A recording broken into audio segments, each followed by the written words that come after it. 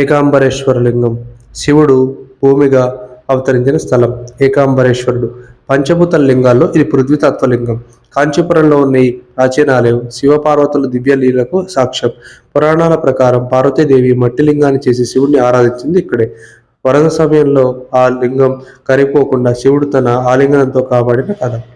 ఇక్కడ శివలింగం మట్టితో తయారైందని నమ్మకం, అందుకే నీటి అభిషేకం చేయరు. 1000 సంవత్సరాలుగా నిలిచిన మామిడి చెట్టు ఈ ఆలయ ప్రత్యేకత. ఏకాంబరేశ్వరుడు చెప్తున్నాడు, భూమిలా సహనం ఉంటే శివుడు నీలోనే ఉంటాడు. హరహర మహాదేవ.